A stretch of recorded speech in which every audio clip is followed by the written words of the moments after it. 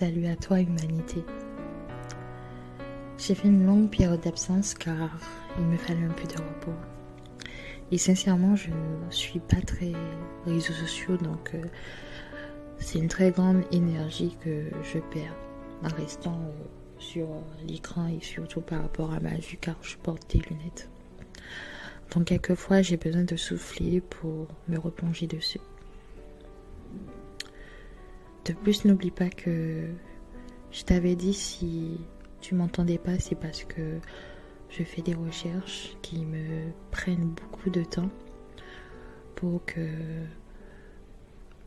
te donner quelque chose de qualité. Donc ne t'inquiète pas, je n'abandonne pas. Nous avons vu du côté de l'homme que l'humain n'a aucun espace restreint, ni vit dans un univers instable ou partiellement instable. Nous habitons dans un grand espace, il y a même certains endroits qui sont difficiles d'accès, on ne nous laisse pas aller à cause des clauses contractuelles faites par les États après la Seconde Guerre mondiale.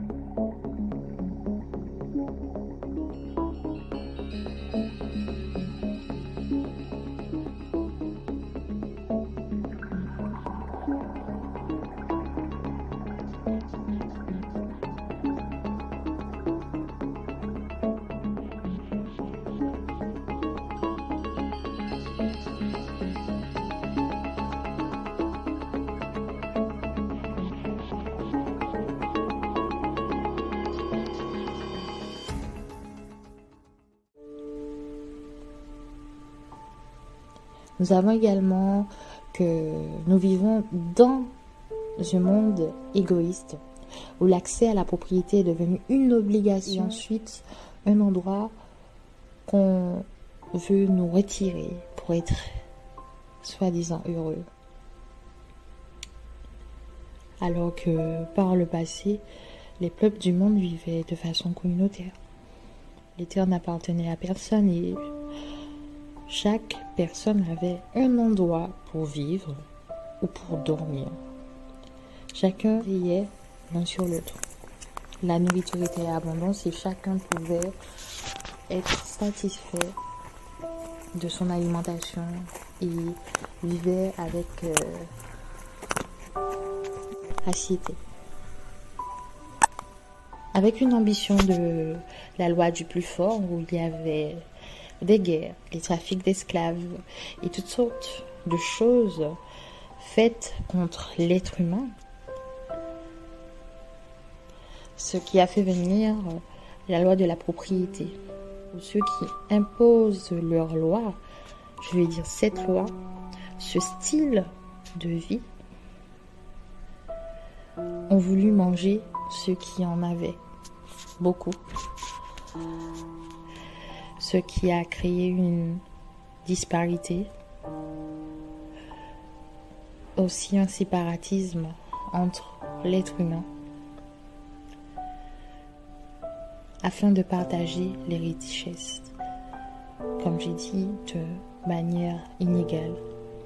Et nous vivons toujours dans ce système. Ça a perduré durant des siècles. Un système où on vit dans une très grande disparité de tout. Une disparité d'abondance de terre et de logement. Ce qui fait que Dieu n'est en aucun cas responsable de cela. C'est pour ça que Dieu a dit « Malheur à celui qui fait confiance en l'homme ». Et comme les sophistes et ceux qui sont vus dans l'époque, qui ont vécu dans l'époque des Lumières, les philosophes des Lumières qui disaient, Jean-Jacques Rousseau, l'homme, non c'est pas Jean-Jacques Rousseau, mais c'est John Locke qui a dit l'homme est un loup pour l'homme. N'est-ce pas une vérité? L'homme, par son envie de posséder, il a mis ses propres lois. Il a imposé ses propres lois sur la loi spirituelle. Il faut savoir que la plus grande richesse, le plus grand trésor au monde, c'est la terre. Vu qu'on vit depuis des années dans un monde égoïste, je vous conseille d'acheter, et avant 2023, parce que vous savez déjà, afin qu'il y ait quelque chose pour vous, afin que vous ayez une terre qui vous appartient pour la cultiver. Car c'est pour cela que Dieu nous a mis sur cette terre, pour cultiver et exploiter le sol. Ne laissez aucune personne le faire à votre place. Expérimentez. Cultivez. Vous verrez que vous serez dans l'abondance.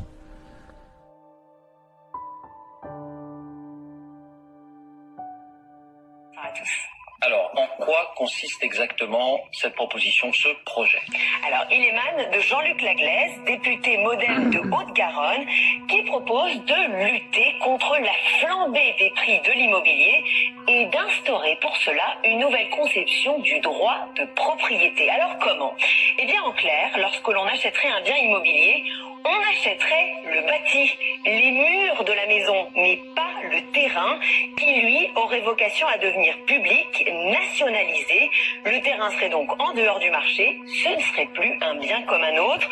Quant aux ménages, eh bien, ils seraient propriétaires de leur maison et locataires de leur terrain avec quand même un bail d'assez longue durée, de 40 à 99 ans rechargeable, pour leur offrir une certaine sécurité juridique. Locataire, mais sans loyer, ce serait en quelque sorte inclus dans l'achat. Ou un loyer très modeste. Dans une deuxième partie, nous avons vu que la théorie darwinienne, où l'homme descend du singe s'est basé sur une pensée raciste, où on a voulu éduquer tout un peuple à croire que l'homme noir, l'homme dit noir, est un singe afin de perdurer la traite négrière à travers les eaux humains, dans les jardins d'acclimatation ou des villages dits noirs. Et ceci a perduré jusqu'au XXe siècle. Et on peut parler jusqu'au milieu des années du XXe siècle. Et même, on pourrait même dire jusqu'à la fin du XXe siècle. Donc ce n'est pas un hasard que les bronzés se font traiter de singes, de gorilles, de macaques, où on les lance également des bananes et toutes les nourritures que ces animaux mangent, afin qu'ils puissent s'assimiler à eux.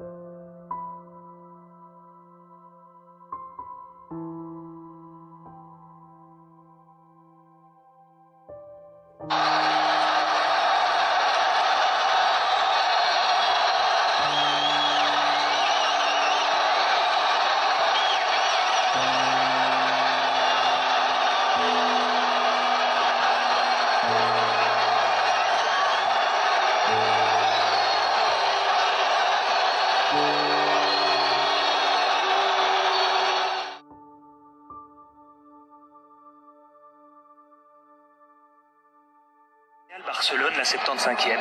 Dani Alves, latéral droit du club catalan, se place pour un coup de poing. Le joueur est visé, un projectile tombe sur le terrain, une banane. Alors Alves, sans retarder l'action, mange le fruit. Beaucoup ont vu du courage dans ce geste. Dans les stades espagnols, tous les week-ends, les supporters racistes crient leur haine quand ils sont en tribune. On doit prendre les choses comme elles sont, on ne parviendra pas à changer ça. Ça fait 11 ans que je suis en Espagne, c'est tout le temps la même chose. Il faut prendre la situation en riant et se moquer de ces attardés qui font ça. 11 ans d'insultes racistes pour Alves et un geste symbolique qui attire une fois de plus l'attention des médias et du public sur des comportements inconciliables avec le sport. En Italie, c'est une sortie qui avait été largement commentée lorsque ce milieu de terrain ghanéen de l'AC Milan, excédé par des cris racistes des supporters d'une petite équipe, avait quitté le terrain lors d'un match amical. En France, il y a quelques années, un incident avait ému le monde du football. Un défenseur de Valenciennes avait été insulté en plein match par des supporters de Metz. Le joueur marocain avait été jusque dans les tribunes pour s'expliquer avec les fauteurs de troubles. Venez, sale négro, sale singe, tout ça. En plus, vous me mettez un carton pour rien. Ce geste, comme celui d'Alves, restera dans les mémoires. Tout ça à quelques semaines de la Coupe du Monde. Le Brésil promet de pénaliser très sévèrement les actes racistes. Les cris de singe à Saragosse. Tu l'avais déjà entendu, mais pourquoi cette fois-ci tu voulais quitter le terrain? Ce n'était pas peut-être la première fois, mais c'était la fois de trop. C'est quelle question bête à poser, franchement. Comme si que les Noirs doivent subir. C'est pas Cette fois-là, possible. je me suis dit, mais ils ne se rendent pas compte. ils sont en train d'offenser quelqu'un juste Non, ils sont par rapport à endoctrinés. sa couleur de peau seulement. Ils sont endoctrinés. Juste parce qu'il est africain. Et regardez, ça c'est le château qui désigne la couleur de peau d'Alvaro et qui dit un supporter de Saragosse. Regardez, messieurs, il a la même couleur de peau que moi et vous venez m'insulter. Comment une équipe qui a quand même des noirs, même si c'était des Brésiliens, ils avaient la peau noire.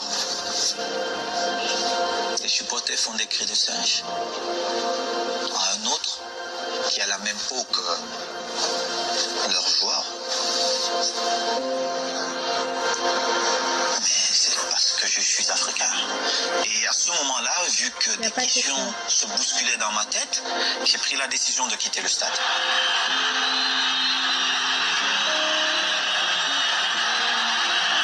Tu as raison.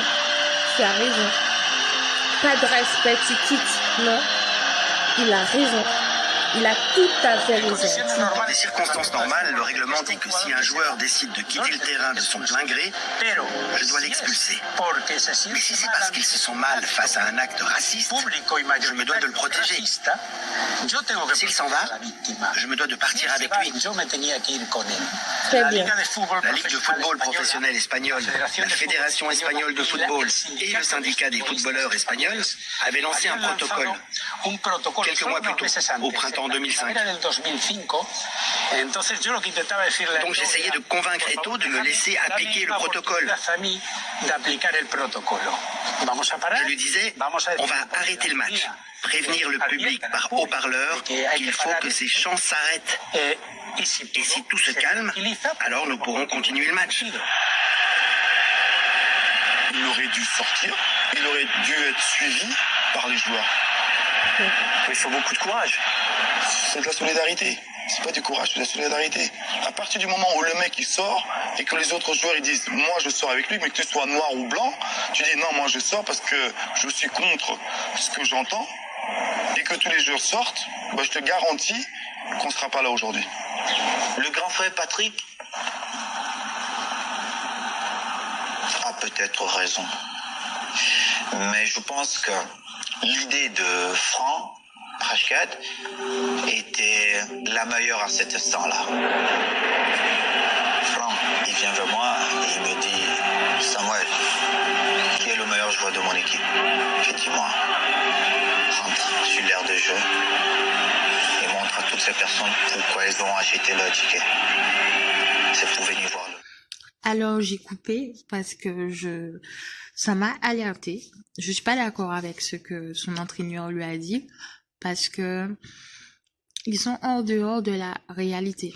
Parce que pour combattre quelque chose, il faut comprendre le processus.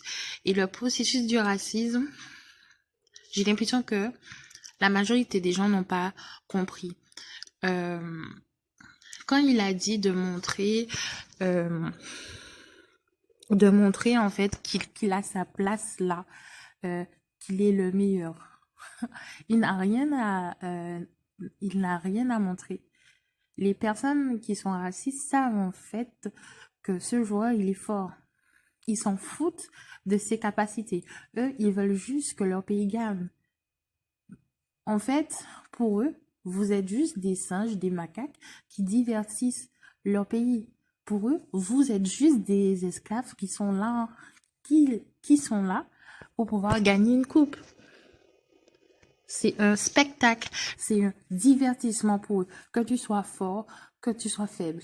Et justement, quand tu es faible, c'est un moyen encore pour pouvoir t'insulter. Et c'est pour ça que, peu importe que tu aies une réputation ou pas, même dans le sport, on t'envoie des bananes.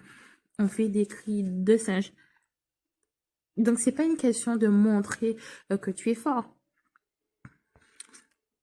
Par exemple, avec Kylian Mbappé, le meilleur, il a été adulé au moment où il a fait sa première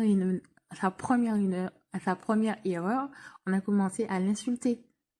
De singe, de je ne sais pas quoi. Il a été victime de racisme, c'est la première fois. Il a été choqué. Pourtant, on croyait que tout le monde l'adulait. Non, c'était de l'hypocrisie. Dans les yeux de racisme, vous êtes juste des divertissements. peu importe si on vous donne de l'argent eux-mêmes, si c'était eux à leur place, ils vous auraient même pas donné de l'argent. Pour eux, c'est une obligation que vous servez le pays qui vous donne de l'argent. La meilleure astuce, c'est ce que tu avais prévu, c'est de sortir du terrain et ne plus jouer. Voilà. D'ailleurs, on sait qui fait quoi dans cette équipe. Et c'est toi. Et tu es africain.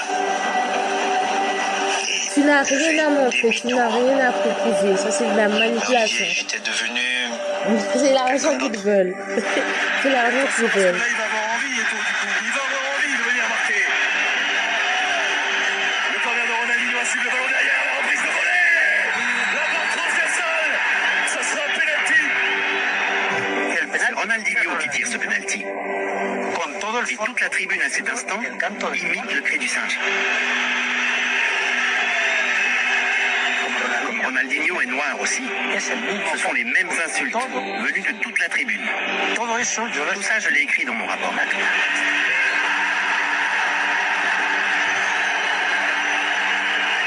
Quand tu votes les cris de singe, tout ce qui se passe dans les stades, il n'y a aucune sanction. La mesure forte pour toi, ça serait que tous les noirs, Les joueurs de couleur disent on ne joue pas. tu penses que ça Bravo. serait efficace? Exactement.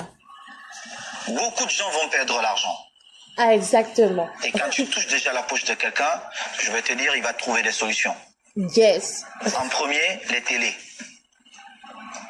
Et tu verras que ces patrons-là mettront la pression à ces instances qui dirigent le football mondial et beaucoup de choses vont changer. Comme je vous avais promis, nous allons voir sur quels critères d'observation qu'a utilisé Darwin, parce que nous avons vu l'histoire, comment ça a commencé. Maintenant, nous allons voir sur les critères d'observation qu'a dit Thor. Nous allons le détailler, on va dire. Détailler les critères d'observation qu'a utilisé Darwin et que les évolutionnistes se sont appuyés dessus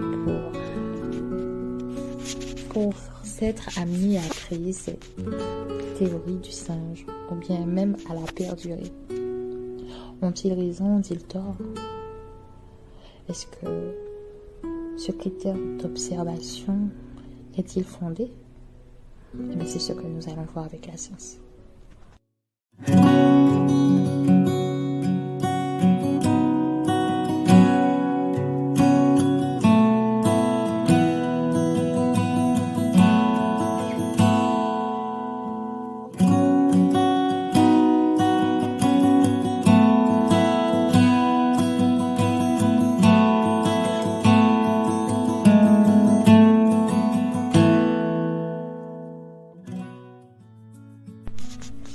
En pratique, la théorie darwinienne, comme le dit si bien le docteur Thor, se base sur des critères d'observation.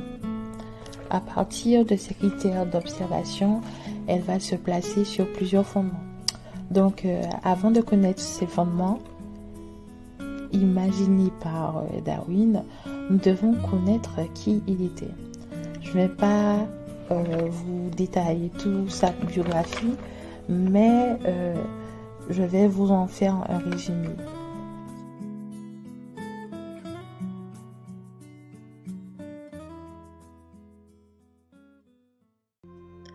Darwin vécut dans une famille bourgeoise.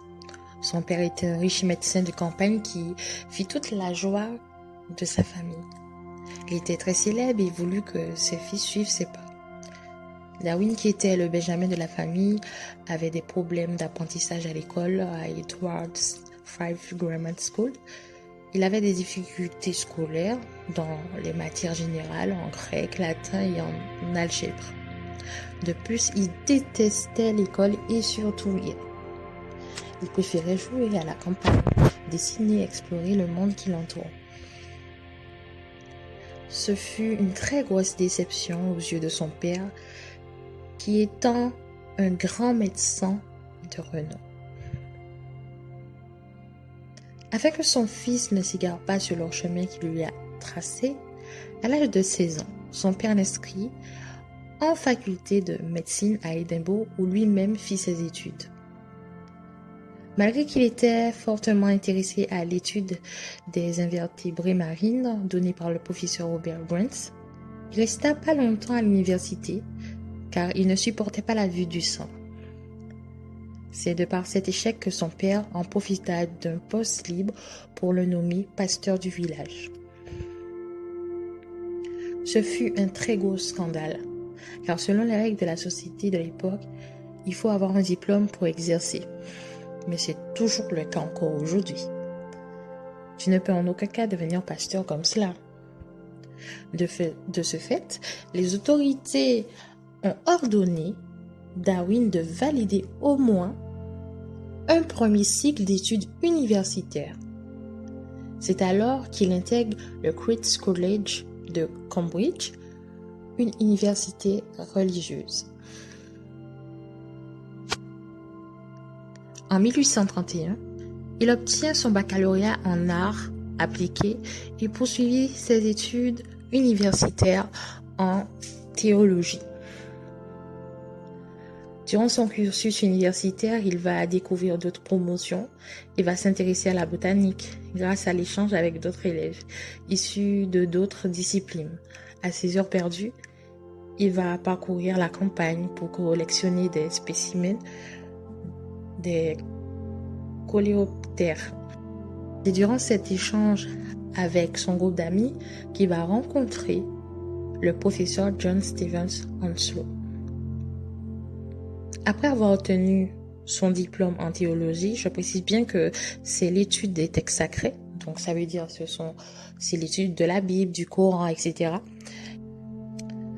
Il fit un stage de découverte du métier de géologue en expédition avec un spécialiste au pays de Galles. Dès son retour chez lui, il reçut une lettre de recommandation du professeur Henslow en tant que bénévole pour intégrer l'équipe de recherche en botanique destinée au capitaine Robert Fitzy, commandant du HMS Belge, qui est le navire de recherche Royal Navy pour explorer les côtes d'Amérique du Sud. Par le refus de son père à tenter cette expérience, proposée par le docteur Henslow, il accepta pour échapper à la pression familiale et malgré qu'il eut peur de mourir car le voyage comportait de nombreux risques. Ne plus voir sa tendre mère l'effrayait.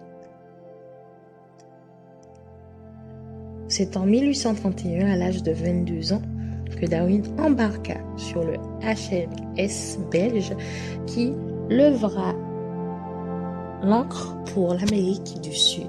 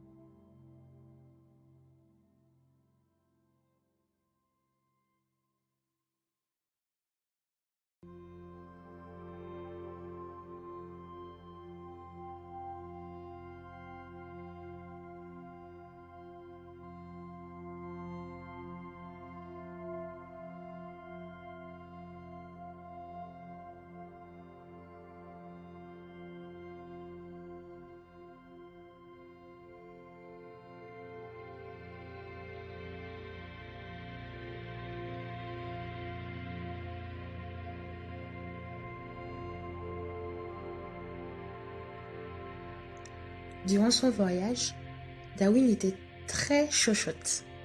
Il avait le mal de mer, il vomissait fréquemment. Il se plaignait tout le temps. On peut comprendre son attitude car il était le plus jeune membre de l'équipage et il n'avait que 22 ans. Il vient de sortir de l'enfance et entre progressivement dans l'âge adulte. C'est un jeune adulte immature et non expérimenté.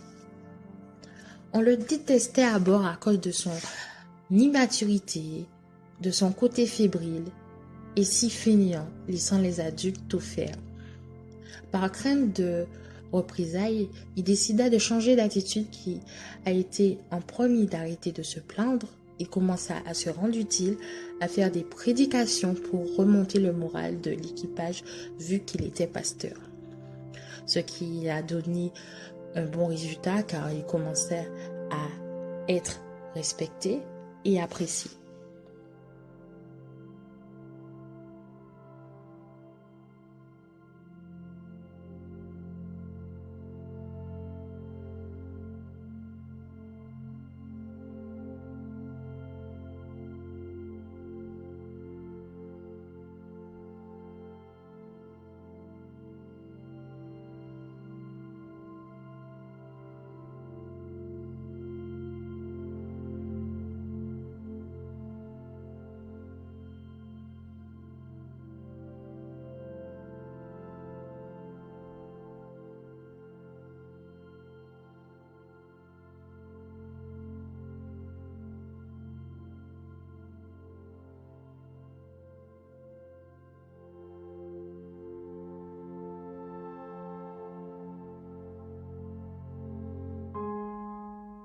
Arrivé sur l'arc caribéen,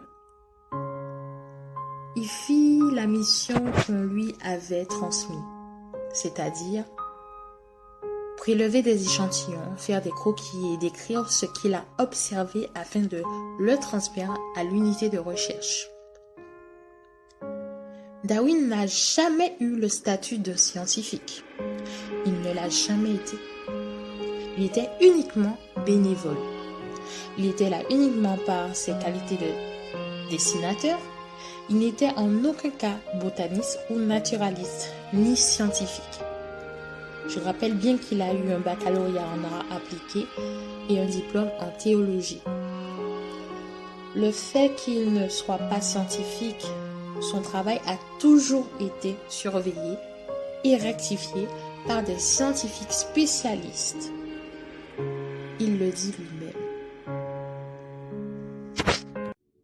Ce rapport est très long, donc je vais un petit peu expliquer pour ceux qui n'aiment pas lire et pour ceux qui veulent lire l'intégralité du rapport. Donc je vais laisser l'extrait. En même temps, j'explique, c'est qu'il y a eu de la brume de sable ou bien de poussière. Et Darwin, qui n'est pas géologue, il est là juste pour dessiner et pour observer, dire les caractéristiques de l'animal. Donc ce qu'il voit et ce qui fait l'animal.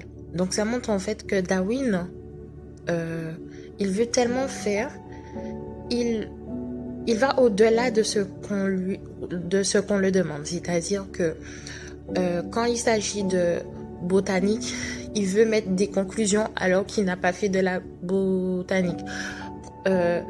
Quand il veut faire des conclusions en fait sur un domaine où il n'a jamais fait de diplôme. Il est comme ça.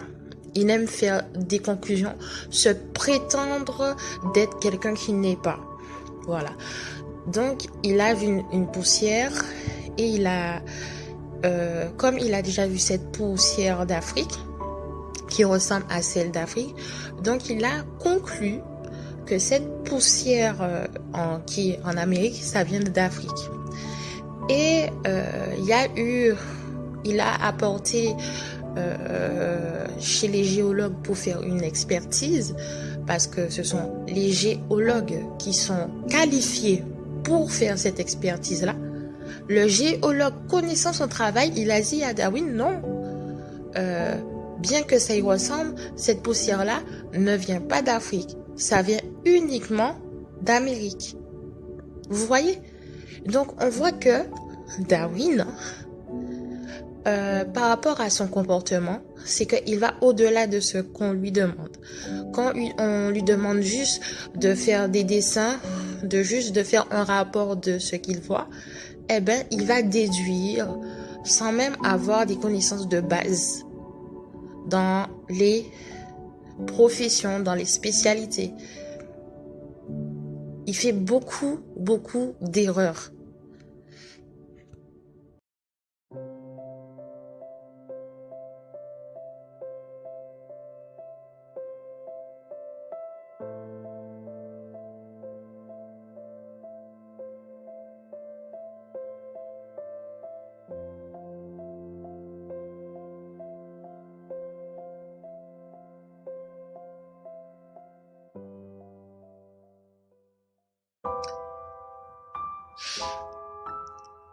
Ce qui me fait rire avec le docteur Loroll, c'est qu'il aime inverser les rôles. C'est vraiment l'hôpital qui se fout de la charité. Il méprise la théologie alors que c'est son maître vénéré Darwin qui est un théologien, et non ce scientifique. Le docteur Alfred Fouillé est un scientifique en sciences humaines et sociales, contrairement à Darwin. Il n'a pas fait des études de théologie, mais bien de la sociologie et de la philosophie. La sociologie, c'est la science qui étudie la société. Il a eu un doctorat en philosophie et a fondé sa thèse sur le système philosophique fondé sur des états psychiques appelés les idées de force. Au fil, il n'a aucune doctrine religieuse. Il parle uniquement des sciences humaines. C'est-à-dire, par rapport au sujet dont on parle, le comportement de Darwin et sa perception idéaliste d'une société en tant que professionnel certifié. Cela ne m'étonne guère par rapport à ses propos, vu le passé de Darwin qui est entré dans la vie active si jeune et a été influencé par des pensées racistes durant son voyage. Cette pensée du monde de Darwin a été ainsi parce qu'il a été formé à le croire. Un jeune de 22 ans qui se cherche, qui essaye de découvrir le monde, qui entend constamment des insultes sur une communauté et qui voit la manière dont on traite des humains. À force de rester dans un milieu de haine, de barbarie, où la majorité justifie leurs actes, c'est normal qu'ils puissent avoir ces idées. Et à quoi en la loi du plus fort afin de transporter le capitalisme dans la nature.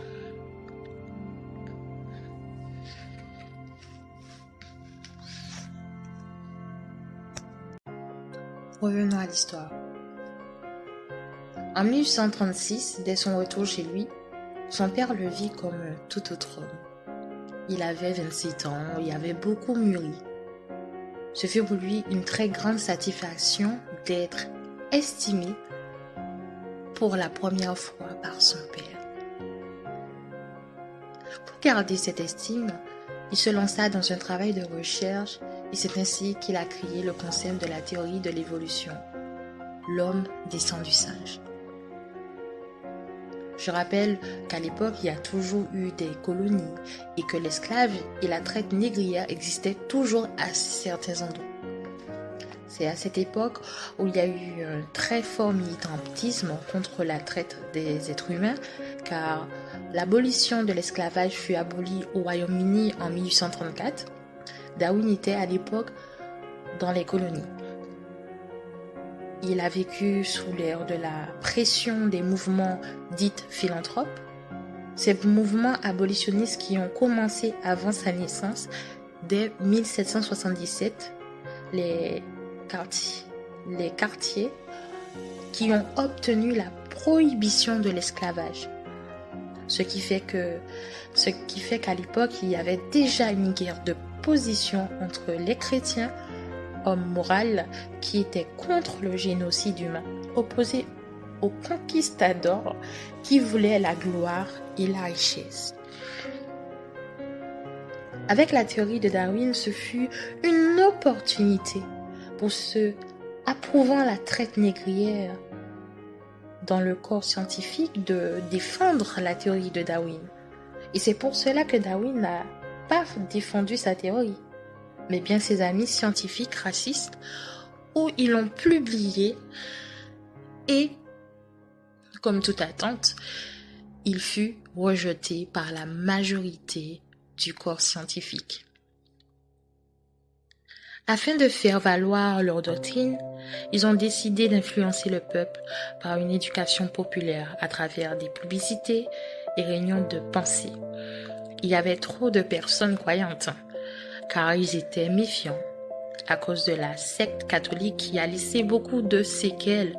De ce fait, par méfiance envers les dogmes religieux, car le protestantisme gagnait du terrain, ils ont utilisé la science, un domaine auquel toutes les populations ont confiance, pour créer ce concept, le concept d'athéisme, afin de détacher l'homme de la morale et de Dieu. Même Thor le dit lui-même. Dès le commencement du transformisme, le singe était appelé à devenir ainsi le rival de Dieu. Quand Darwin sut qu'un certain dénommé Dr Wallace faisait des recherches sur l'origine humaine comme lui, il trouva des stratagèmes afin d'avoir le travail de recherche de celui-ci. Avec l'appui de ses amis, le géologue Charles Lyell et le botaniste Joseph Barton Hooker, qui l'ont aidé à comprendre les travaux de Dr Wallace sur la sélection naturelle, mais afin que ce docteur ne dépassât pas Darwin.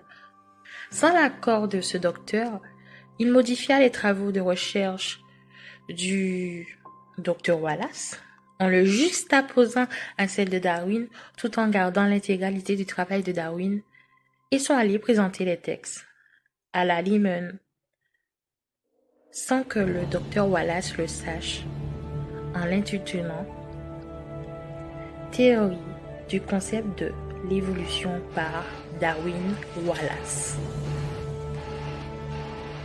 afin d'avoir une validation, et c'est ainsi qu'elle a été publiée en août 1859, qui a été, encore une fois, rejetée.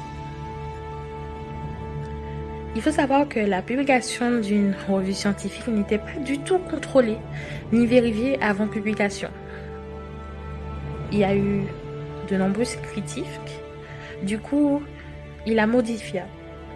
Il modifia sans arrêt sa théorie autant qu'il pouvait jusqu'en 1872.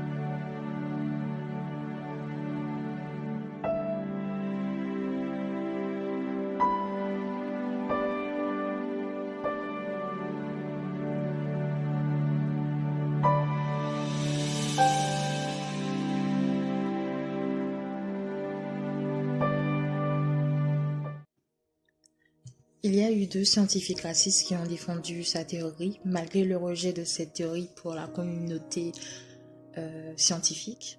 Le docteur Thomas Huxley, qui est un biologiste anglais, et le docteur Henkel, qui est un médecin biologiste spécialiste dans l'anatomie et zoologiste allemand. C'est lui justement qui va promouvoir la théorie de Darwin en Allemagne, ce qui a initié la création du premier zoo humain d'Europe en Allemagne en 1870. Puis après l'apparition de la théorie évolutionniste, il faut le préciser. Je veux dire, la dernière publication de la théorie évolutionniste après qui s'est fait en 1872. Après ce premier spectacle, il fut étendu dans toute l'Europe, en endoctrinant toute la majorité de la population européenne. C'est grâce aux zoos humains que la théorie de Darwin eut un effort succès. En poursuivant les travaux de Darwin, il a créé le concept de la hiérarchisation des races, d'où les nazis ont pris afin de créer leur idéologie. Ce sont justement des extraits de ses écrits justifiant la théorie raciste et du darwinisme social. Quelle coïncidence, n'est-ce pas? C'est justement cette théorie, ce concept idéologie que Hitler a pris et qui a fait aussi monter en fait la haine contre des communautés religieuses. C'est même pas contre des communautés, mais la haine contre ceux qui croyaient en Dieu et la haine contre les communautés africaines et pas que contre les communautés bronzées qui a perdué ce racisme, mais encore la guerre de la Première et la Seconde Guerre mondiale.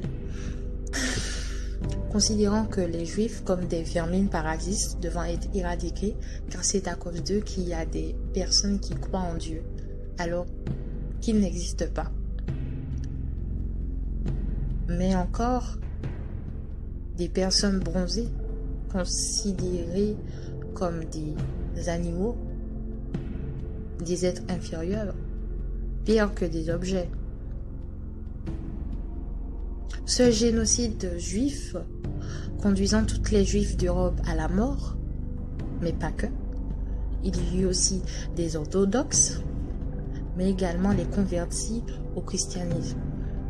Ici, ce n'est pas que les juifs, mais tous ceux qui croyaient en Dieu étaient tués. La doctrine idéologie nazie vient de la théorie de l'évolution de Darwin, où l'homme descend du singe. Les Juifs ont été pris pour cible, car selon eux, ce sont eux les responsables. Ce sont eux qui ont été à l'origine de toutes les religions monothéistes, c'est-à-dire le christianisme et l'islam, dont Adolf Hitler poursuivit les idées de Darwin ainsi que celui du docteur Ernest Haeckel. Et c'est avec Hitler que l'athéisme fut popularisé par l'antisémitisme qui se moque des religions. Il est important de raconter la vérité en passant par les détails de l'histoire afin de comprendre notre monde. Maintenant qu'on a pu voir l'ensemble de l'histoire de Darwin, ce qui a fait qu'il ait créé cette théorie, surtout l'influence et l'impact qu'elle a produit dans notre monde, il est temps de conclure en rentrant en profondeur sur le fondement de sa théorie. Dans une prochaine vidéo, bien sûr.